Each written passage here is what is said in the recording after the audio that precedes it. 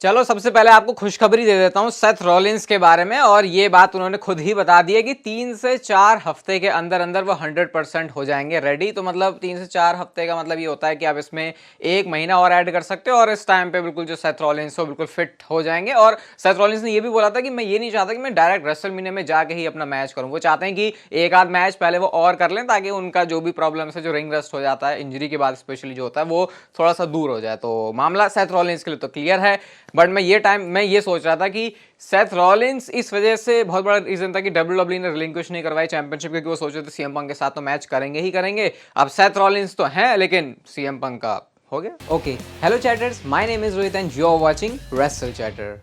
Welcome है guys आपका voice of wrestling के एक और नए एपिसोड में। और सबसे पहले हम आज शुरुआत करते हैं स्मैकडाउन की व्यूअरशिप के साथ में। कल जो स्मैकडाउन का एपिसोड हुआ था उसके लिए डब्ल्यूडब्ल्यूई ने काफी अच्छे नंबर्स ड्रॉ करे हैं।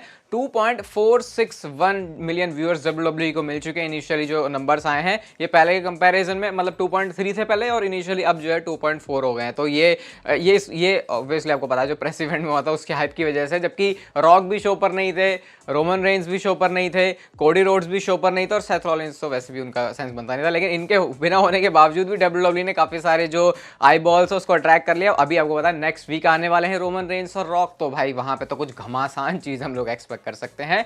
रॉक ने अपना रिएक्शन दिया स्पेशली अपने हील टर्न के बाद में। यहाँ पे उन्होंने एक बैक स्टेज की एक वीडियो डाली, आई थिंक ये वही है जब वो आने वाले होंगे प्रेस इवेंट के लिए, और यहाँ पे उन्होंने लिखा है enjoy the ride my friends, और उन्होंने साथ में पीपल्स चैंप स्टिल अपने आप को वो कॉल कर रहे हैं, और साथ में उन्होंने एक डेविल वाली इमोजी लगाई है, चेस्ट वाली इमोजी लगाई है, ये वाली इमोजी लगाई है, और माइक वाली इमोजी लगाई है। बहुत सारे अब यहाँ पे कमेंट सेक्शन ना पूरा चेंज हो गया है रॉक के लिए, कि पहले जब से उनको हेट हो रही थी अब हो रहा था अरे वाह भाई रॉक आ गया, हील रॉक मजा आ गया। तो ये होता है स्टोरी लाइन के हिसाब से फैंस के साथ ही खेल लेना, जिसमें डब्ल्यूडब्ल्यूई बहुत ज्यादा माहिर है।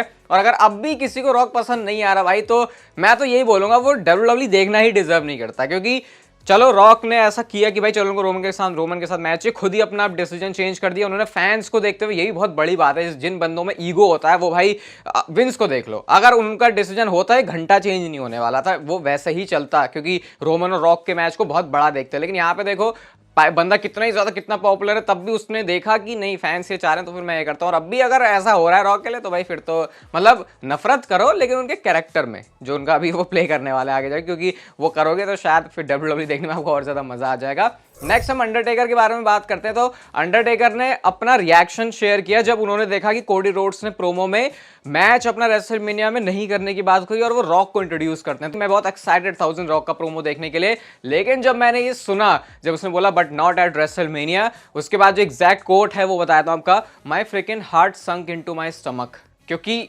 वहां पे अंडरटेकर को पता चल गया था कि ये चीजें किस वजह से हो रही है। But at the same time Undertaker ने ये बात भी बोली कि मनी वाइज रोमन रेंस और रॉक का मैच जो है बहुत ज्यादा बड़ा मैच है। रोमन रेंस के पास कितने टाइम से चैंपियनशिप है, समोन वर्सेस समोन, एक बहुत बड़ा मैच है। मतलब अंडरटेकर ने थोड़ा सा ऐसे बराबर बराबर वाली बात कह दी, लेकिन दोनों बात बिल्कुल सही उन्होंने कही है। यही तो चक्कर है, इसलिए तो कोडी फैंस और रॉक फैंस अलग अलग हुए थे, क्योंकि यहाँ पे ऐसा कोई मुद्दा नहीं है कि बिल्कुल एक चीज अच्छी है एक चीज बुरी है, एक चीज अच्छी है और एक चीज ज्यादा अच्छी है, ऐसा वाला मुद्दा हो रहा था यहाँ पे। बट डब्ल्यूडब्ल्यूई ने बाद में जाके फैंस की सुनी, जो कि बहुत अच्छी बात भी है। लेकिन मैं ये ड्रामा नहीं चाहता भाई कि ये फैंस की वजह से हर बार ऐसा हो कि जो डब्ल्यूडब्ल्यूई का प्लान है लोगों ने फिर से हल्ला हल्ला हल्ला किया वो चाहिए। भाई फिर डब्ल्यूडब्ल्यूई क्या करने बैठी है, मतलब ऐसा भी नहीं होना चाहिए। कभी कभी अगर डब्ल्यूडब्ल्यूई करने से कोई चीज गलत भी हो रही है तो आई थिंक उसे होने देना चाहिए, क्योंकि बाद में जाके फिर मामला सारा डब्ल्यूडब्ल्यूई सेटल कर ही देती है।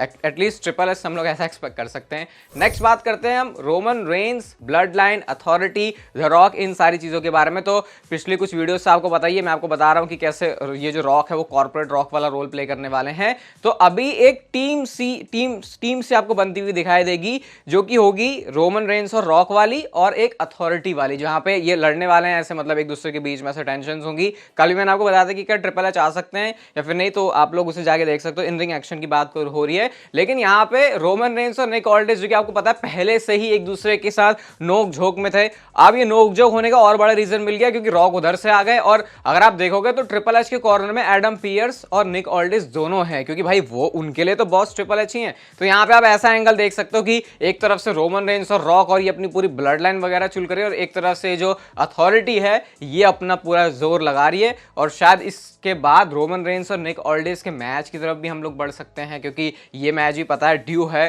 तब से ही, जब से इनके बीच में पंगे हो रहे हैं। और निक ऑल्डिस आपको पता है ऐसा बंदा है भाई मुझे घंटा फर्क नहीं पड़ता। तो अब देखते हैं रॉक वहां पे आ गए तो इस सिचुएशन में कैसे रिएक्ट करते हैं निक ऑल्डिस। मैंने कमेंट सेक्शन में भी देखा था, बहुत सारे लोग लिख रहे थे कि यार अब तो निक ऑल्डिस गया, अब रॉक आ गया है। तो हाँ, ये बड़ी इंटरेस्टिंग सिचुएशन है कि अब निक ऑल्डिस का इसके ऊपर क्या टेक होता है। एक बड़ा वाला रिमाइंडर आपको फिर से देता हूं, आज रात को 8:15 पर इस चैनल पर एक वीडियो आने वाली है, एंड जैसे मैंने बोला बहुत मस्त, बहुत कुछ बहुत ही अलग है उसमें। तो ज्यादा कुछ बोलूंगा नहीं इसके बारे में, जब आएगी तभी उसके बाद अपना रिएक्शन आप लोग मुझे देना। हम चलते हैं अपनी अगली स्टोरी की तरफ, और WWE ने खुद से अपना एलिमिनेशन चेंबर का मैच ही लीक कर दिया। क्या अपनी वेबसाइट के ऊपर उन्होंने इस वाले ग्राफिक को डाला जो कि ब्लड है, पता नहीं क्या है, मैंने जब देखा मुझे तो मिला नहीं, लेकिन एक्चुअल में WWE की वेबसाइट पर एक पॉइंट पर था Naomi, Liv Morgan, Jade Cargill, Becky Lynch, Tiffany और साथ में बियांका बेलेयर। ये 6 वो सुपरस्टार है जो कि एलिमिनेशन चेंबर का पार्ट बनने वाले हैं। अभी क्या पता WWE इसके बाद प्लान में चेंज कर दे, लेकिन मुझे नहीं समझ आ रहा कि जब वो मैच अभी तक ऑफिशियल नहीं हुआ तो ये किसने जाके वेबसाइट पर अपडेट कर दिया। तो ये कुछ कोऑर्डिनेशन है उसमें प्रॉब्लम हुई, शायद यही एलिमिनेशन चेंबर में मैच हो रहा है। लेकिन कई बार WWE लीक होने के बाद प्लान चेंज कर सकती है, कर देती है, तो वो देखते हैं किस हिसाब से WWE चलती है। यहाँ पे the phenomenal one AJ Styles की बात करते हैं तो आपको पता ही है वो एलिमिनेशन चेंबर के मैच में नहीं उतर रहे। एले नाइट ने उनको मैच कॉस्ट करवा दिया। बहुत सारे लोग अभी से टेंशन में, क्या इसका मतलब एले नाइट भी चेंबर में नहीं जाने वाले और उनको आइवार के हाथों शायद हारना पड़ सकता है। तो यहाँ पे एजे स्टाइल्स के बारे में एक चीज क्लियर हो चुकी है कि वो किसी भी तरीके से लिंक्ड नहीं है ओसी के साथ। अब इंडिविजुअल एक सिंगल्स रन, वैसे भी सिंगल्स ही चल रहा था, लेकिन कोई उनका ग्रुप कोई कुछ नहीं है। WWE अब उनको अकेले चलाना चाहती है। बहुत सारे लोग कंसर्न है अबाउट एजे स्टाइल्स कि उनके साथ चल क्या रहा है, और देखा जाए तो बात भी सही है, क्योंकि जिस तरीके से WWE अभी उनको दिखा रही है, आई थिंक उनकी बुकिंग तो उतनी ठीक नहीं हो रही, बट ट्रिपल एच के ऊपर भरोसा करके हम ये जरूर कर सकते हैं कि चलो एंड में जाके सब सही हो जाएगा। ड्रू मैकिंटायर के कैरेक्टर के बारे में तो आपको पता है, जब ऐसा लग रहा है कि भाई बहुत बढ़िया चल रहा है तो उससे और भी ज्यादा बढ़िया करके उसको ड्रू मैकिंटायर दिखा रहे हैं। अपने ट्विटर अकाउंट पे ये वाली फोटो उन्होंने ट्वीट करी ट्रिपल एच के साथ में, जहां पर लिखते हैं there is always a plan B. तो अगर आप पिछले आई थिंक आपको कितने 7, 8, 9 साल पीछे जाना पड़ेगा, इतने कुछ जाना पड़ेगा, जब शील्ड का जो है स्प्लिट हुआ था तो उस टाइम पे ऐसा ही कुछ था कि ट्रिपल एच ने सेथ रॉलिंस के साथ हाथ मिला लिया था, सेथ रॉलिंस ने ट्रिपल एच के साथ हाथ मिला लिया था। अब मैं इसमें ये भी सोच रहा हूं कि there is always a plan B का मतलब शायद ड्रू मैकिंटायर ये भी कहना चाह रहे हैं कि ओरिजिनली तो उनको नहीं होना था वर्ल्ड हेवीवेट चैंपियनशिप के मैच में, लेकिन अब वो अपना रास्ता निकाल लेंगे एलिमिनेशन चेंबर का मैच जीत के। तो इसके दो मतलब नजर आ रहे हैं। सबसे पहले तो मेरे को ये जो नाम ड्रू मैकिंटायर ने अपना निकाला है हंक वाला, वही बहुत अच्छा लग रहा है कि मतलब जिस तरीके से वो सीएम पंक के मजाक भी बनाए जा रहे हैं। मैं तो भी उसी मोमेंट का वेट कर रहा हूँ जब सीएम पंक वापस आ जाएंगे, उसके बाद वो ड्रू मैकिंटायर के साथ किस तरीके से चीजें करते हैं। अगली स्टोरी है ब्रॉक लेसनर के बारे में। तो डे बाय डे कुछ ना कुछ गलत ही चीज हमको ब्रॉक लेसनर के बारे में पता चल रही है, और जो WWE का इंट्रो वीडियो है वहां से अब ब्रॉक लेसनर को रिमूव कर दिया है और रिप्लेसमेंट में आ गए हैं एले नाइट। अब WWE ऐसा तब करती है जब कोई सुपरस्टार कंपनी चलाया था, रिलीज हो जाता है WWE को, और उसके बारे में कुछ मेंशन नहीं करना। गेम वेम का सीन मैंने आपको सारा बता ही दिया था, तो ब्रॉक लेसनर को यहां से भी हटा दिया है। फिलहाल जो इशारे हैं या फिर जो हिंट्स हैं या फिर जो रुझान है वो तो अच्छे नहीं लग रहे ब्रॉक लेसनर के रिटर्न के, बट अगेन एक वीडियो मैंने जरूर आपके लिए बनाई दिल को दिलासा देने के लिए, तो यहाँ पे जाके आप लोग उसे देख सकते हो। नेक्स्ट बात करते हैं जॉन सीना के बारे में। और जॉन सीना तो भाई मैंने जब ये वीडियो देखी मैं सोचा कि क्या कर रहे हैं जॉन सीना। अब बेसबॉल है, आपको पता है अमेरिका में पॉपुलर है, तो वहां पे जॉन सीना आए खुद स्ट्राइकर बन के, और कुछ करा नहीं उन्होंने, स्ट्राइक कुछ नहीं किया, लेकिन एक माहौल सा जरूर बना दिया। आई थिंक ये ज्यादा वहां के फैंस रिलेट कर पाएंगे, लेकिन देख के बड़ा अच्छा लगा कि जॉन सीना वो बिल्कुल बेसबॉल के कपड़ों में है और बिल्कुल बेल्ट भी उनके पास है, उसको उठा रहे हैं। अपना टाइम WWE से बाहर था, फिलहाल वो बहुत एंजॉय कर रहे हैं, बट यस रेसलमेनिया का टाइम है तो एक्सपेक्ट करेंगे कि जॉन सीना भी जो है वापस आ जाए। नेक्स्ट बात करते हैं सेथ रॉलिंस के बारे में। तो सबसे पहले तो सेथ रॉलिंस ने कुछ बहुत ज्यादा बड़े शॉट्स लिए सीएम पंक के ऊपर। ये लेना पिछले कुछ टाइम से बंद हो गया था क्योंकि पता है रेसलमेनिया का मैच नहीं हो रहा, लेकिन सेथ रॉलिंस ने बोला कि जो सीएम पंक है वो बहुत फ्रेजाइल है, वो आएगा वापस 1-2 साल बाद और दोबारा से इंजर्ड हो जाएगा। और बोलते हैं कि एक मैं यंगर बंदा हूं, एक वो ओल्ड मैन है, तो ऐसा करके उन्होंने बोला कि मेरा बहुत मन था सीएम पंक के साथ मैच करने का, क्योंकि मुझे उसे स्टॉर्म करना था रेसलमेनिया में, अब वो चीज नहीं हो सकती। एक बंदे ने ना कुछ यहाँ पे ट्रिगर करने वाली बात लिख दी, जहां पे उसका रिप्लाई भी सेथ रॉलिंस ने बहुत गजब तरीके से किया। वो कहते हैं कि जितना टाइम मैंने इंजरीज करके पिछले 12 साल से WWE से ब्रेक लिया है, उतना टाइम उस दूसरे चैंपियन ने सिर्फ 2 सालों में अपनी वेकेशन के ऊपर बिता दिया। यानी कि जितने टाइम मैं इंजरी से टाइम ऑफ लिया 12 सालों में, उतना इतना सर 2 साल में जो तुम्हारा दूसरा वाला चैंपियन है, दूसरा वाला चैंपियन किसकी बात हो रही है आप समझ रहे हो।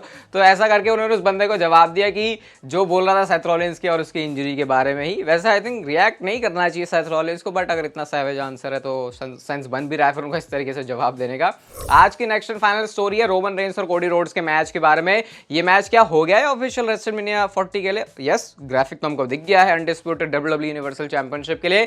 लेकिन आपको मैं अभी से बताता हूं, डब्ल्यूडब्ल्यू अभी इसमें और चेंजेस करती हुई जाएगी रेसलमेनिया में, क्योंकि डब्ल्यूडब्ल्यू ने अभी ट्रिपल एच ने उस ग्राफिक को तो डाल दिया है। तो यहां पे बात वही है कि कौन पावर में है, कौन कंट्रोल में है। मुझे ऐसा बिलीव तो है कि रोमन रेंस और कोडी रोड्स का मैच ही होगा अनडिस्प्यूटेड डब्ल्यूडब्ल्यू यूनिवर्सल चैंपियनशिप के लिए। लेकिन रॉक और रोमन रेंस और ये जो अपना कॉर्पोरेट वाला कैरेक्टर लेके आने वाले हैं, अभी इसमें बहुत कुछ ट्विस्ट एंड टर्न्स होने वाले हैं। जितना सिंपल ये लग रहा है रोमन रेंस और कोडी रोड्स का मैच और रेसलमेनिया, वो इतना सिंपल नहीं जाने वाला। अभी मैं ट्रिपल थ्रेट की तो बात नहीं कर रहा है या फिर ऐसा कुछ नहीं बोला, लेकिन भाई यहाँ पे प्रेडिक्ट कर पाना ही बहुत ज्यादा मुश्किल है। बट इतना है कि ये जो जैसा भी दिख रहा है Roman Reigns versus Cody Rhodes eight WrestleMania, उतना सिंपल ये बिल्कुल भी नहीं होने वाला। भाई गाइस, आप लोग आज रात को 8:15 पर उस वीडियो को वेट करना। ये वीडियो गाइस अगर आपको अच्छी लगी तो लाइक शेयर सब्सक्राइब और नोटिफिकेशन बेल को ऑन कर दो। And I will see you guys in my next video.